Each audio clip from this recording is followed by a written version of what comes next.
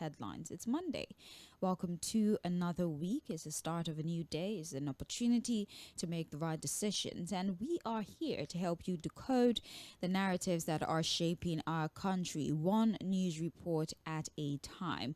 Trends in the papers basically happens Mondays through to Fridays from 7:40 all the way to 8:30 a.m. here on Milan 98.3 FM, where we review the stories that have made it to the front pages of our dailies, which is why I said earlier that what we're trying to do is provide the right narrative that affects us as a people by analyzing each news report that we see being displayed on the front covers of our newspapers. My name is Sage Babalola, and I'm ready to take you on the journey through the pages of today's newspapers.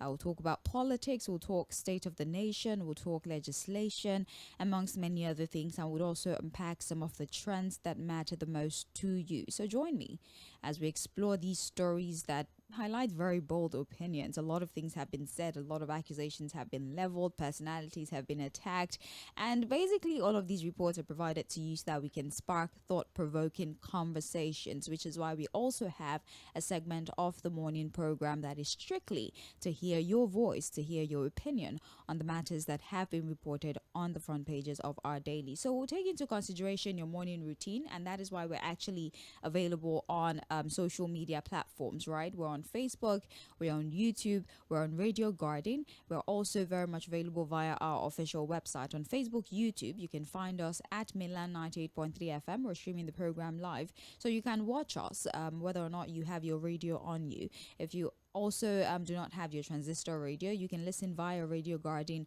on your phone, right? So Radio Garden is also at Milan 98.3 FM. You can listen via our official website as well, www.milandfm.com. So whether or not you're at home, you're in transit, you're in your car, you're on the go, whatever the case may be, there are multiple channels through which you can interact with us regardless of what your schedule is this morning. So let's kick off this Monday with a fresh perspective. So stay tuned. I would be highlighting the most intriguing articles, dissecting impactful headlines, and I also, like I said earlier, invite you to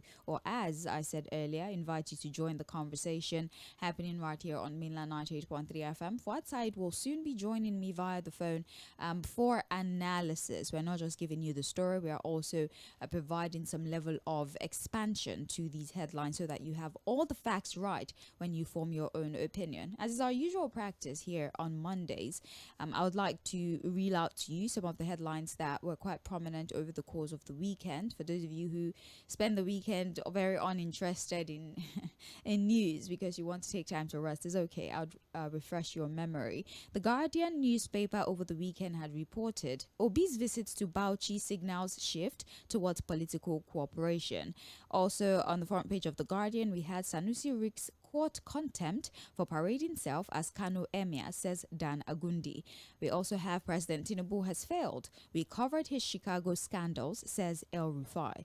Lagos men spent 661 billion naira on run scales in 2024, according to report. Kaduna Group labels El Rufai an oppressor, demands apology. Nobody can remove Fubara as governor, says ex-River local government chairman Ihunwo. We have underage drivers responsible for most accidents in Northeast, says stakeholders. Wike visits Kalabari amid protest, says assembly must perform its duties. And now I'm moving on to the Punch newspaper. Over the weekend, the paper had reported NNPCL Dangote price war, oil marketers slash purchase amid losses. Fuel crisis, Niger begs Nigeria for petrol despite tense relations.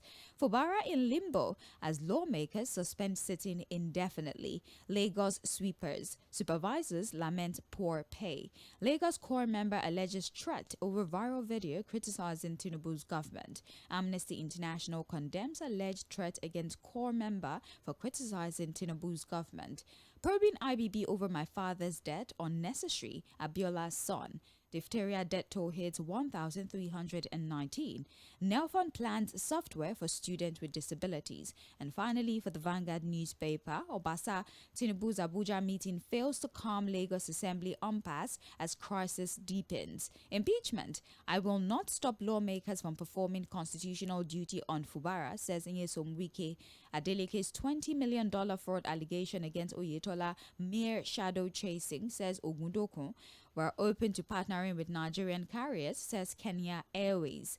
Criminals, drug addicts, kidnappers are becoming traditional rulers, says former President Olusegun Obasanjo. I have no plans to dump the APC for the SDP, says Senator Lawan. And lastly, President Tinubu can lose with Yari, Kalu, Ganduje, Ibori backing him, says Bashir Lamido. These are just a few of the headlines that were trending over the weekend as reported by The Guardian, The Punch, and The Vanguard newspaper. My name once again is Sage Babalola. Welcome to Trends in the Papers on Mainland 98.3 FM. As I said, Trends in the Papers is a subsidiary of the Morning Express. We still have Mainland Focus and Global View, all of which gives you an opportunity to speak to us and also informs you about events playing out in the international community. We're still live on Facebook and on YouTube, so join our live stream and start to drop your submissions in real time. You can also listen via Radio Guardian at Mainland 98.3 FM and via our official website www.mainlandfm.com. Fuad Said joins us now via the phone. Fuad, how are you doing today? Good morning to you.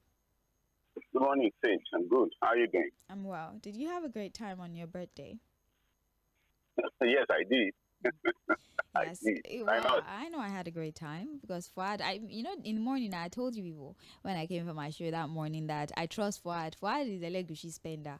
Me, I knew that something was going to happen. And yeah, something did happen. We had a great time. We had cake, we had food, we had drinks, small chops and everything. So happy birthday once again, Fuad. May the good Lord continue to bless you. Thank you. Thank you so much. Yes. Thank you very much. Fuad, you'd forgive me that I'm choosing to start today's conversation like this, although I know we have more prominent issues, but I really want to talk about this because I see that you highlighted it as well yesterday. I'm talking about the core member who's alleging threat to life after criticizing the Tinubu government. This is a very interesting story because think about the Cybercrime Act. A lot of people have referenced this, and I'm talking from the reactions that have trailed her allegations of threat to life.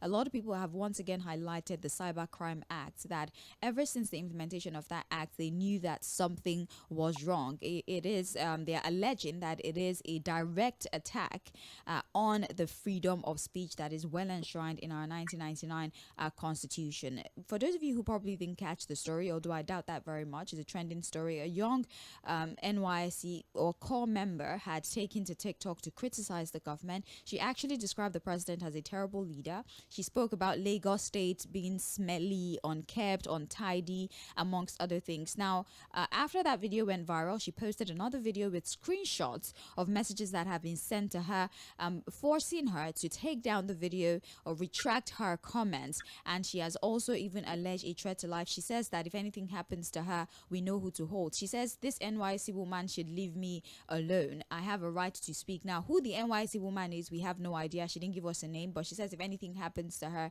that is the woman that they should look out for. Fuad, I want us to have a conversation. We've seen reports of, well, if you work for the government, you're not supposed to criticize the government. But there is a constitution that says that you have freedom of speech. So I asked the question, what rule trumps the other? You being an employee of the government, which I doubt very much. As an NYC member, I don't know if you're an employee of the government, but say you are an employee of the government, does the rule book of the NYSC, does it supersede the provision of the Constitution that allows you freedom of speech? Let's have a conversation, Fuad. We've seen a lot of lawyers, very senior lawyers, who have explained severally that, look, organizations, parastatals, institutions cannot have sets of rules that violate the principles or some of the rules that you find in a regular constitution and normal constitution. So the constitution is the supreme document that guides us as the people. Every other rule must actually also align. So if you have any rule that violates the principles of what has been stated in the constitution, then there's a problem. If you understand what I'm saying. So if the Constitution, for example, guarantees freedom of expression, and then you have a rule that says you must not talk, and then the question is, which one takes preeminence? Which one takes prominence? Which one supersedes the other? If you understand what I'm saying. Yeah. So again, that's always going to have a lot of legal implications and legal arguments, whether the rules of the NYSC, for example, can be more important than the Constitution, for example, that guarantees the freedom of expression. The other issue is whether she's actually an employee of the government. Yeah. Because what you have is an ad hoc arrangement. She's just there for 1 year.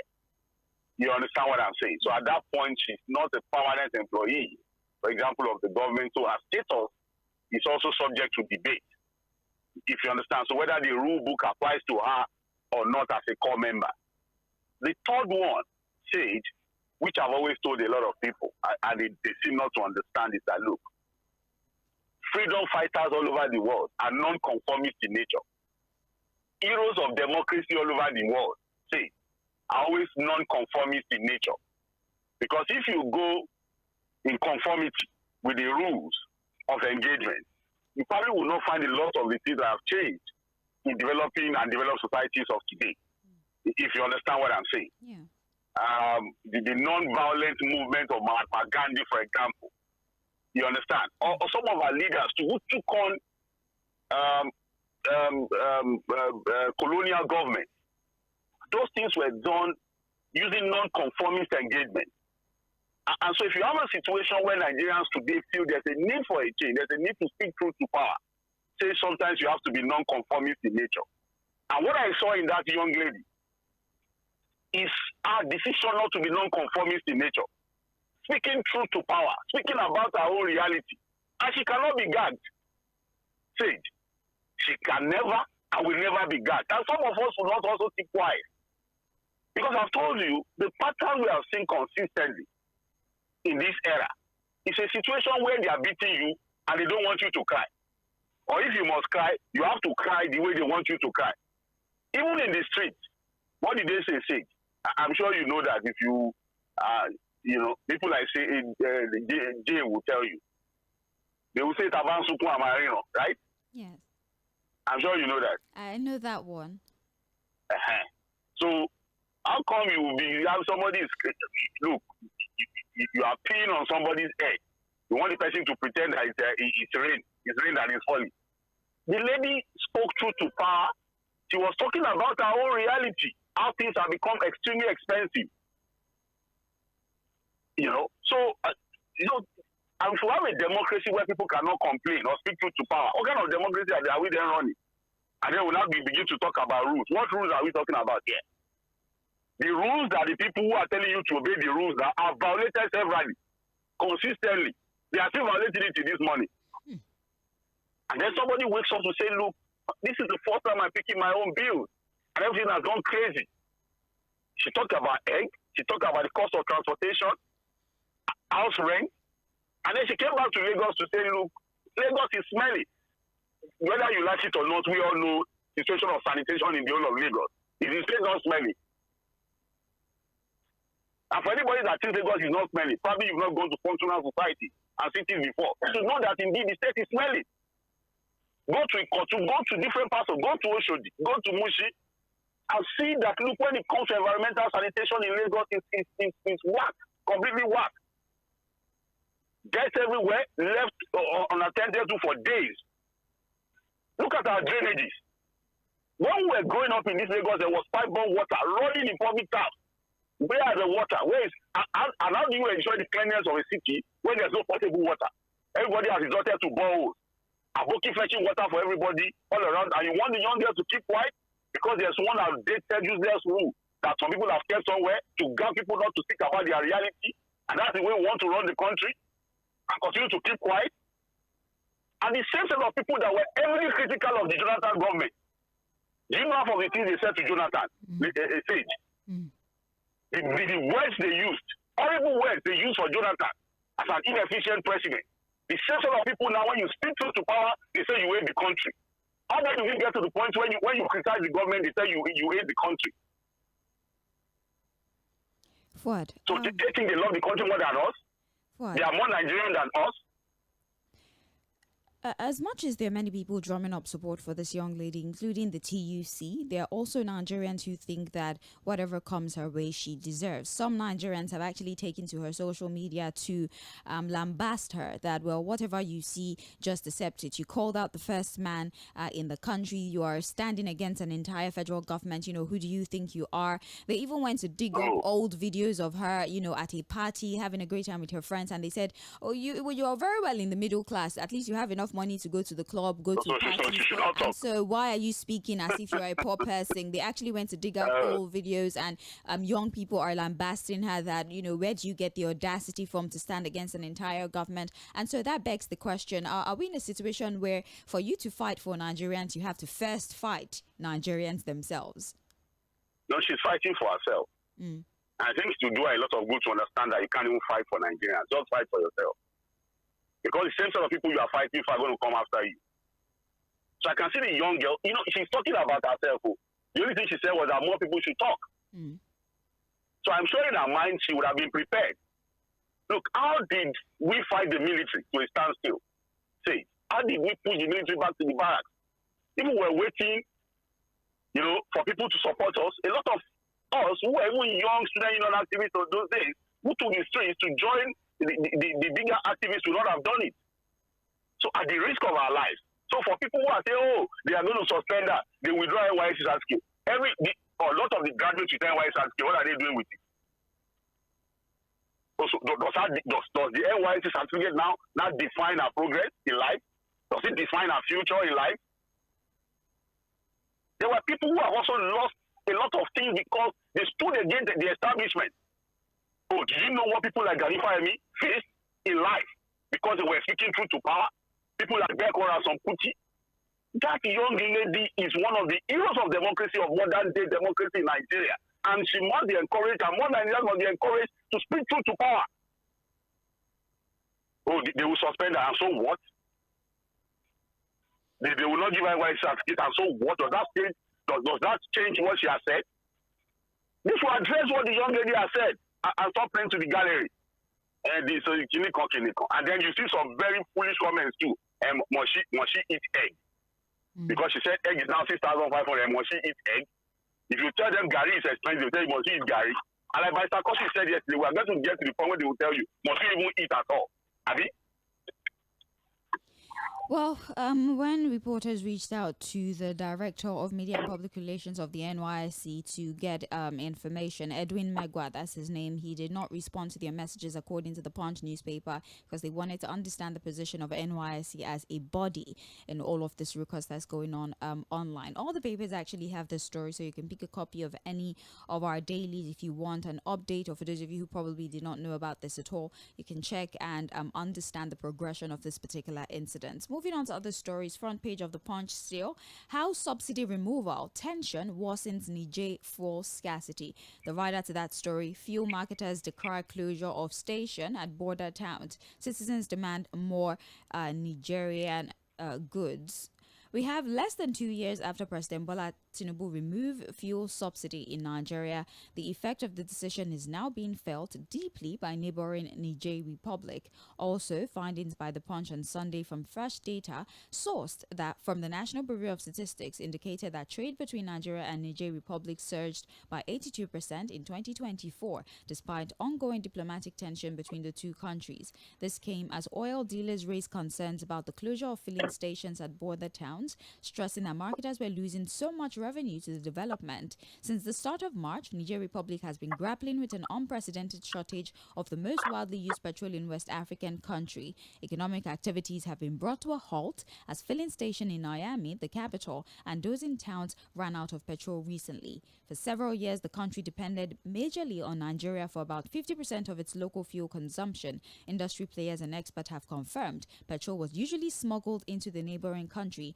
through illegal routes. You forgive me that I needed to get through the entire paragraph because I wanted us to capture the reason why Niger is going through a difficult time with regards to supply of PMS. Over the years, for decades, we've subsidized PMS, and there's been a market for the PMS in our neighboring countries such that it is smuggled out of the country to our neighboring countries. Niger, for example, as a major beneficiary, is cheaper when you smuggle it because there's subsidy. Now, since the removal of subsidy, they've been forced to buy from the actual market. It means that there's no longer availability of produce from the smugglers because there's really no benefit in smuggling it anymore. It's expensive. The whole point of smuggling is to get it at a cheaper, or to sell to people sell to them at a cheaper price. But now that it's expensive as a result of the removal of fuel subsidy, they cannot buy it cheaper, and so they have to buy through the normal channels. And so because of this, a lot of filling stations in Niger have had to close down, especially those in the border community. They've seen an exponential rise in the price of their PMS, amongst other things. But in all of this, there's still been a lot of high exportation of products from Nigeria to Niger, which is quite interesting because remember that Niger currently is among some of the countries that have pulled out of ECOWAS. And despite the tension that exists between Nigeria and Niger, we're still exporting to Niger, 82% increase in our exportation. And now Niger is even at the point of begging Nigeria to please help them in whatever way that we can with the pricing of PMS. While all of this, what does this entire story tell you? Well, I've been seeing people throwing around that story, basically to again justify the removal of fuel subsidy as a good thing. Nigerians, not Nigerians, Nigerians are now buying fuel at over 5,000 naira per liter. And so the idea is that you must thank the government or be thankful that you are still buying at less than 1,000 naira per liter. And it's just completely nonsensical if you put it in simple, common sense analysis. Nigerians are not Nigerians. See. So if Nigerians are buying at over 5,000 naira per liter, that's their problem, and it's the problem of the government of Niger to solve. Because again, consistently you've seen that all over Africa, bad governance has always been the problem. Niger, yes, not as blessed in resources as Nigeria, but they're also, a country that is blessed with natural resources that their government could have used to push in the effect of what has come as a result of this subsidy removal, if you understand what I'm saying. For example, you have a large deposit of what is called uranium, yellow cake, and some other, solid mineral resources. But again, what you have is that corruption and inefficiency of government has kept that country extremely poor, if you understand what I'm saying. Now, back to Nigeria. What are we talking about here? Because again, these are some of the things they've told us to justify the removal of subsidy where it was removed. That, because of subsidy, we're feeding other West African countries, smuggling was thriving because of subsidy. And so the question is this.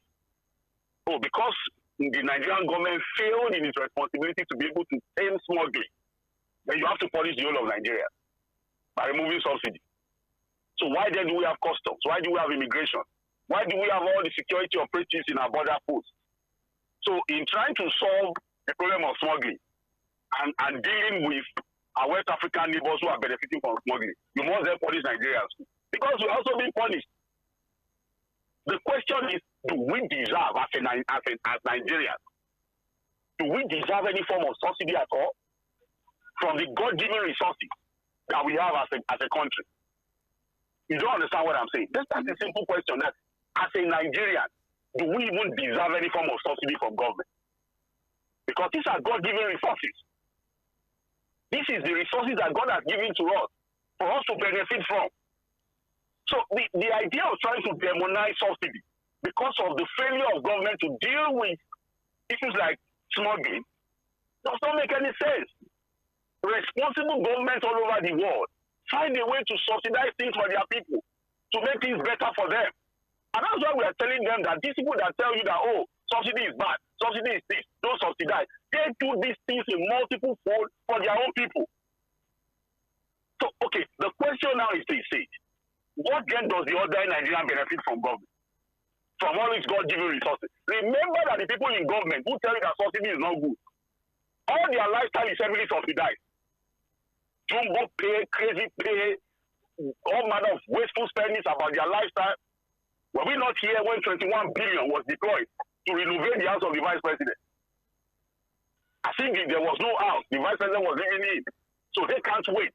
In Lagos here, despite the Rogbodian among them, they were able to buy SUVs or 5 billion or 7 billion, depending on the figure you want to work with.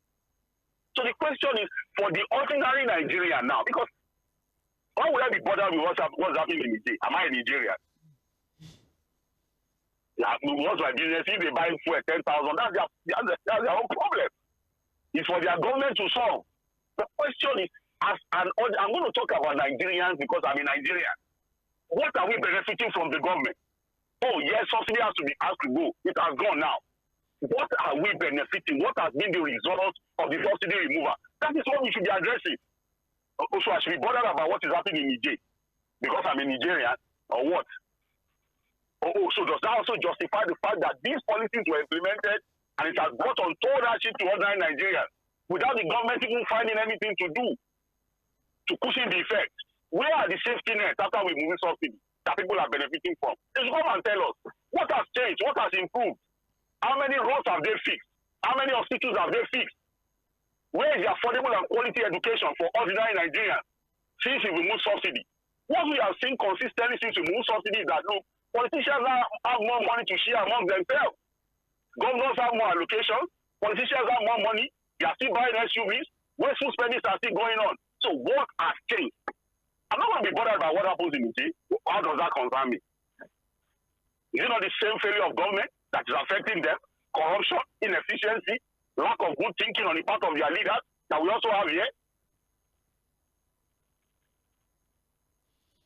Well, Fuad, so you're saying that just because we've been able to put a stop to the smuggling activity of PMS to Niger, it doesn't necessarily mean that the removal of subsidy was the right decision to make. How has it been beneficial to us? That's the question. Okay. I guess the government will be the one to answer that question. But that is the report that we see on the front page of the Punch newspaper. It is on page 35 of the Punch newspaper. If you're just joining us, welcome to Trends in the Papers on Mainland 98.3 FM. We are here looking at our dailies. The Punch precisely is what we're currently looking at. My name is Sage Babalola. I'm talking to Fuad Side, who's providing analysis as I reel out the headlines that have been reported in the Punch. We're still streaming live on Facebook and on YouTube, so please join us via our official handle at Mainland 98.3 FM. As a matter of fact, all of our handle on our social media platform is actually our frequency. It's Mainland 98.3 FM, except on X, where we are at Mainland FM. So please join the live stream, join via Radio Garden as well, and via our official website, www.mainlandfm.com. It's still Trends in the Papers on Mainland 98.3 FM. Fuad, let's go back to another report here on the front page of the Punch. Governors lobby Tinubu to block local government direct payments. State governors have launched a fresh push against the planned disbursement of federal allocation to the local government councils in a renewed bid to delay the implementation of the Supreme Court verdict on local government autonomy. Some of the governors, during a meeting with the president at the State House Abuja last Tuesday, kicked against payment of the local government allocation through the Central Bank of Nigeria, citing the need to address the multi-billion-dollar debt allegedly incurred by the council. Presidency officials said the governors used the opportunity of the iftar dinner to lobby the president and renew negotiation on direct allocation to the councils, which have suffered delay. I'm quoting what one source said, though unnamed. When the governors came on Monday for iftar, they sought to meet the president, which they did on Tuesday afternoon. Some of the governors came to meet the president. They were there with him for long and they left around past 6. What is happening is two things. Mind you, I'm reading verbatim now. The federal government wants the allocation paid to the CBN, and all local government areas should open an account with the CBN. But the governors said no, they don't want it that way. They said if the money goes to the CBN, it is as good as the federal government still controlling the whole thing. One of the governors said that with the CBN handling the account, they would need approval from the accountant general. That means it is still under federal government control, and they don't want it that way. They want it to go to the commercial banks, but the federal government is saying no, the source says. I would like to highlight once again, the report says the this is an unnamed source who spoke on condition of anonymity because he was not authorized to speak on the issue. But Fuad, here we have it. So this source is telling us that the actual reason for the delay in the allocation of funds to the local government or the council, as the Supreme Court judgment since July 11 of last year has asked them to do, is that the federal government wants all the local government councils to open an account with the CBN so that their monies are paid into that account at the CBN. But the governors are saying no, that if you pay it into the CBN, before you can touch some of these monies, you have to talk to the accountant general. And once you do that, it's still more or less like the federal government controlling the account of the local government, that what they should do is pay the money into commercial banks. There's also the CBN who is saying that most of these local government, right, they've not been able to submit themselves for auditing. They're saying they want 2 years of their books so that they can audit it, and also to profile the signatories that would be on the particular accounts that they would open. So this is the conflict. The federal government want the account to be open with the CBN. The governors want it to be opened with the commercial banks. The CBN also says it wants 2 years of the council's books for auditing, and also needs time to profile the signatories. And the governors are saying that the local government in themselves are owing billions of naira. And so if you pay the money directly to them, they will use the money to pay their debt before they can start using that money for local government development. These are the two sides of the argument. For what is your position? I don't even know where to stand now. I'm tired, my brother. I agree. The back and forth. Right. And the underlying issue is that, look, the money matters to everybody involved in this case. You understand? Especially the governor. Because again, I think most of these governors have also, they've been in charge of this fund, directly or indirectly. And I'm sure a lot of things must have happened. Some of them, from the reports we've gotten, have also used some of these funds to stand to have guarantee, to collect different kinds of loans, collateral for loans and what have you. So the debt profile of some of these states is going to be a major problem to implementing this Supreme Court judgment. Remember that this is a judgment as far back as August last year. So you've seen the back and forth. You can see that even the Minister of Finance, the CBN, implementing this judgment has become problematic because of how we've muddled everything up, we've lumped everything together. So I don't know, this idea of trying to lobby the president. You need to lobby the president not to implement the Supreme Court judgment, or to implement it in the way that it will now return us to status quo, where the governors are still going to have some form of direct or indirect control of this fund, if you understand what I'm saying. Yeah. There's also a political consideration to the issue. Because again, apart from the fact that the governors are still able to hold on to the machinery that controls how elections are conducted, you understand, the State Independent Electoral Commission. But what they think is that, look, if these monies are paid to the CBN, and then you have to have all these 774 local government chairmen coming to Abuja every month, to collect the allocation. What it means is that, look, the federal government has taken some form of control of this local government away from the governor.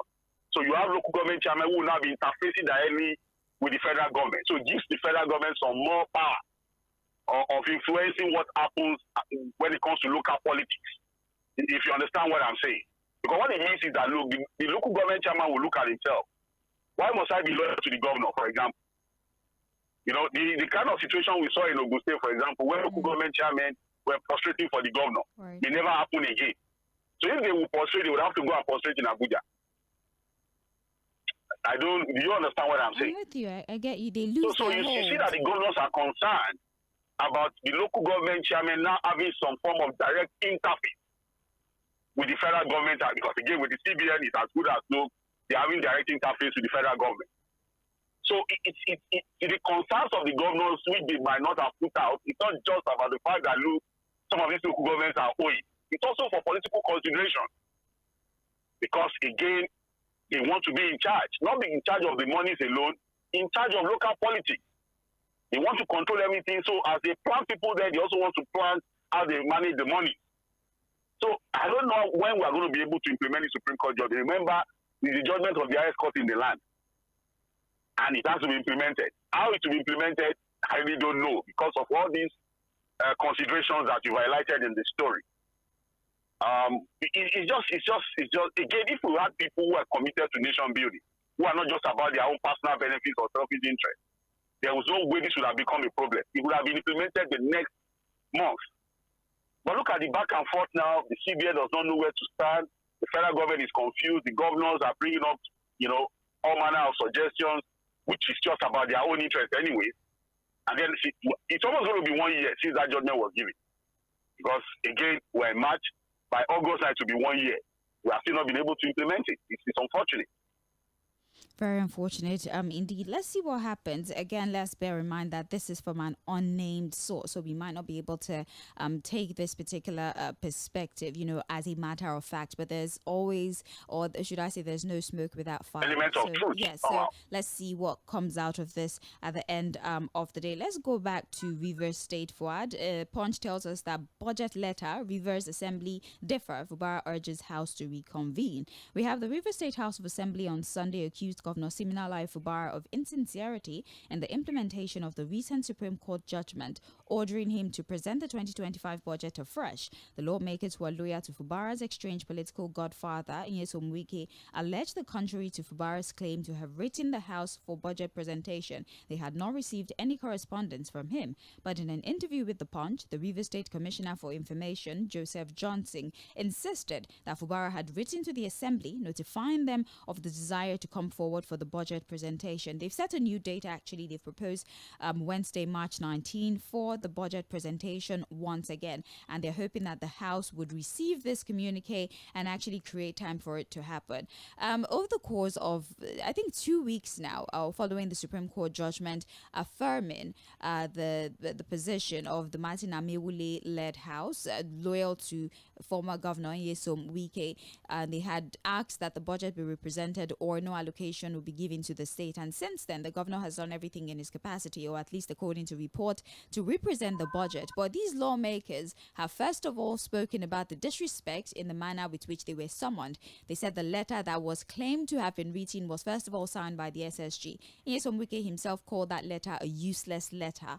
They said it's disrespectful. The governor should have been the one to sign the letter. And speaking of letter, they did not even receive any letter whatsoever. The governor went out of his way to actually go to where they sit for their meetings, and we saw a report on television that he was not allowed into the premises. And then of course there was a reaction that you don't just show up, we have to confirm that we want to see you. And so the governor Siminalayi Fubara is saying, well, what exactly do you want from me? I've been trying everything possible to represent the budget to you according to the Supreme Court. And they continue to claim that they did not get any message whatsoever from the governor to meet so they can see the budget. Well, Sims Fubara and his team are once again proposing Wednesday, March 19 for another meeting so that the budget can be represented and the people of Rivers State can get allocation for development of the state. Well, what are your thoughts about this development, Fuad?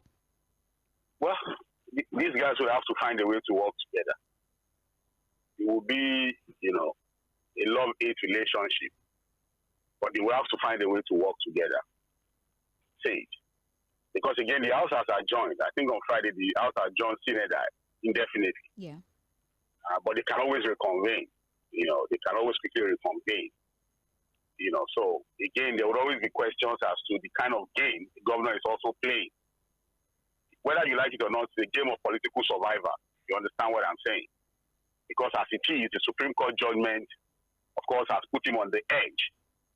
And he has to find a way, to survive this period. He has to find a way, to restructure himself, restructure his strategy, rethink, his style, to be able to now work with these guys. For people who think it's so easy to impeach the governor, if impeachment was that easy, I'm sure these guys would have started to talk about the possible impeachment of the governor. But there are a lot of conditions attached to that impeachment process. And that might not be a very, very easy option. I've also seen people who are talking about, if something happens in Rivers State, they declare state of emergency, blah, blah, blah. It's all joke. These things are not as easy as you present them to be. The last time we saw things like that, and of course we saw the consequences of all of those kind of things, was in the Obasanjo era. I doubt if the current president would want to have that kind of record, even though some of his current records are also concerning when it comes to the way he has been intervening in democratic issues, legal issues, political issues in some of these states. But again, the river people must not suffer. Like they always say, when 12 elephants are fighting, the grass suffers. This will be a needless suffering if the people of River State are made to go through that kind of suffering because these guys have refused to behave themselves. So this is not taking sides now. At the end of the day, the Tᴏᴜ and the Fᴜභārā people, they were once together. Yeah. I'm sure that they have to find a middle ground now. So what will just happen is it will be like when you are dining with the devil. It will be at arm's length. You understand? See? You know, it's not like when you are eating with your enemy now. You don't close your eyes. You don't go to sleep. So it's going to be like a cat and mouse kind of relationship. You know, but they will have to be in the same room and they'll be watching themselves. Right. The governor will want to survive, at least complete his 4 years. The other guys will be looking at it. Because again, at the end of the day, it's about interest. It's not really about the interest of the state. You know, so I don't know really. You know, it's just what it is. Something has to happen. The other guys too would have to come down. The governor too would have to come down. They have to find a middle ground and find a way to work together. Even though it might not be so easy, but they will have to find a way to work together. Right. That they will impeach the governor and bring in somebody else, it's not going to be so easy. Probably will not happen. I'm telling you, see. Right. Oh, someone had made a joke on TikTok that if they're saying that a letter signed by the SSG is disrespectful, that they expect him to put the letter in the leg of a pigeon and send it to them like in medieval times. Like, how else do you want him to? Like I said, the government is also playing some games. Yeah, of course. Obviously, there's no innocent person in this fight. They all have what they're doing. But I know in a war situation, all is fair in the game of war and love. Yes. So you should understand that. Look. The government is also looking at, the governor once talked about when somebody shoots you and you survive it. The guy has already aimed at killing, he's already intended to kill you, and so you must not sleep with your two eyes closed, you know, when you are working with that kind of person. Right. So they will find a way to solve their problems. I hope they should not just cause unnecessary chaos. I hope they do. For the sake of Rivers people, I really hope that they do. Let's move on now to the Guardian newspaper. I take a few stories. Worries over sharp practices, abuse of free trade zone regulation. The riders to that story: government may be losing 25 billion naira in duty leakage on one input. NCS: we have strengthened our operation to improve efficiency in zones. If you cannot stop smuggling from zones, you fail in your responsibility, NEBSA tells NCS. Sharp practices, weak regulations and official graft may be undermining the economic benefit of the free trade zone across the country. The special business area, which are designated as export processing zones, are gradually becoming tax evasion havens with enormous consequences for tax revenue, according to The Guardian. Nigeria would be losing billions of naira yearly to duty waivers enjoyed by the operators as stipulated by the extant laws. These losses in duty waiver are ordinarily not a problem, as the country is expected to recover these losses through job creation and export gains. But Fuad, it becomes a problem, and I've stopped reading the story because of our time. Normally, the free trade zone, what it does is that those who operate in that free trade zone, they're not they don't have to pay taxes or waivers, levies or duties, nothing like that. But the arrangement is that most of the commodity that you produce there is for exportation. 75% you export, and I think 20 to 25% for local market. And so the benefit is that you are employing citizens of the country whose free trade zone you are operating in, and some of the benefit of exportation is also being reinvested. Exactly.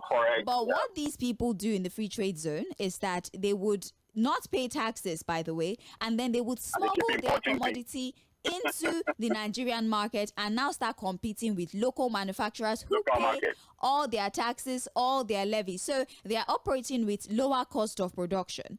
And so obviously their commodities will be cheaper. And now they are competing with people who are paying taxes, levies and everything, and have to consider that in their pricing. And so local manufacturers cannot sell because their commodity would, of course, by logic, be more expensive than those who are operating in the free trade zone who don't pay taxes. The NCS, I'm talking about customs, have been indicted as well. So they're being accused of commercializing their monitoring responsibilities such that they allow for these individuals that operate in the free trade zone to bring their commodity into the Nigerian market instead of making them understand that the rule is 75-25, 75 for export, 25 for and it must be produced here. And it must be produced here so we can reap the benefits. What are your thoughts, Fuad, and also the accusation leveled against the NCS? Well, it's for us to fix. You've highlighted the problem completely.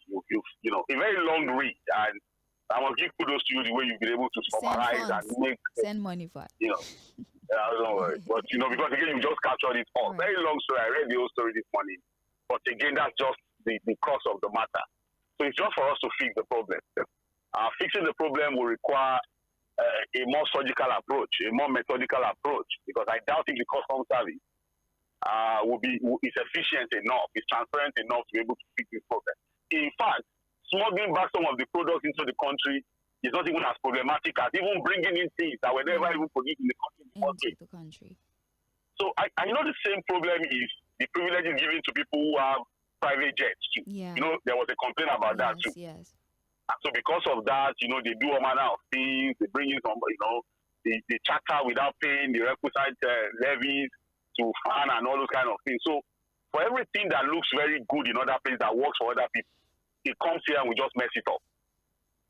Because again, the idea of a free trade zone is not a new thing in the other parts of the world. You go to China, go to Singapore, go to Malaysia, Taiwan.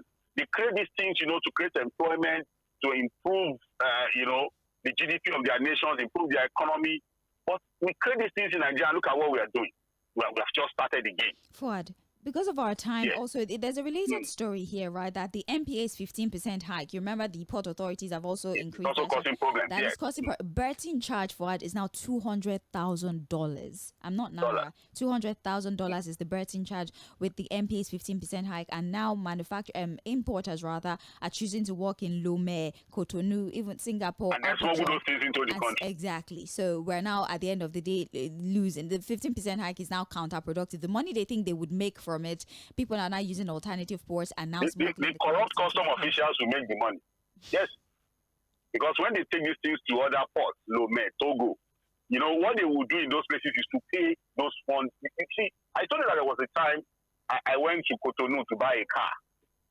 And the rule there is that, look, you can't even circumvent anything. You can't bypass anything. Right. As you are buying the car, you just pay. So, but when we brought the car to the border, as we got to Nigeria, it was there that they were telling us, okay, you want to pay or you want to take it through the bush. In fact, there was one language they used. If they fly, we can help you fly it, so you don't have to pay anything. And this was a connivance with custom officials and all these corrupt officials at our border post.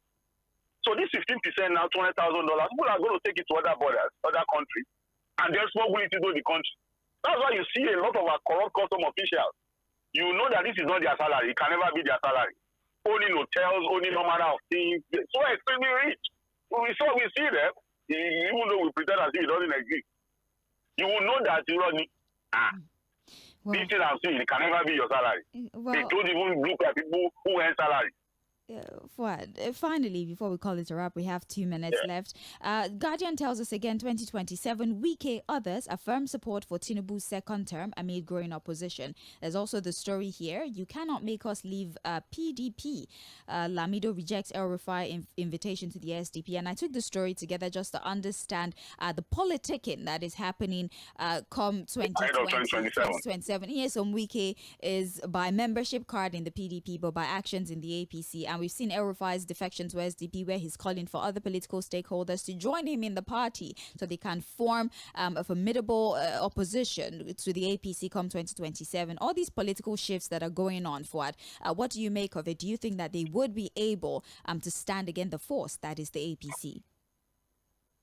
Well, I don't know how this coalition would happen or whether they're going to be able to work together. Because again, these guys are people of interest, personal interest. And to align these interests is going to be extremely difficult. I know what I'm saying. Again, the ruling party would also continue to work and ensure that they don't understand themselves. Because no matter what they think is the benefit of joining the coalition. Because these guys are people of personal interest, the ruling party will also be putting things to them to bring them in. You understand what I'm saying? Because if you look at it, you want to go and join a coalition. And then they are telling you that, look, you don't need to stress yourself. What you are looking for there, you can get here. Just come here. We already have it. If that one, you want to go and fight to get it. So if you are looking to become a minister, we can always give you here. If you want to choose your son as the governor of a state, we can give you all the support. If you want us to nominate 3 of your people to be, when it comes to politics, they share that they are sharing me. It's only us here that continue to speak English. They know how they work and get their interests aligned. So it's going to be extremely difficult. I've told you, the Peter Obi factor, Atiku factor, Kwankwanso, and all the other factors. Are they going to be able to work together, really? And I'm sure the ruling party understands how difficult it is for these guys to align their interests, and that's why they are dismissing it. Although the Bola Tinubu that I know, when it comes to politics, is not going to take it lightly. It's also going to be working hard to ensure that, look, the opposition is not able to work together. But at the end of the day, we just have to wait. Game of time. With time, we'll know. Well, we're actually out of time on our end here. Thank you very much for your analysis for outside. We'll go on a very quick commercial break. We'll be back at 8:40 for Mainland Focus, where we get your opinion on the issues that have been discussed. I'm Sage Babalola. Stay with us. The Morning Express continues.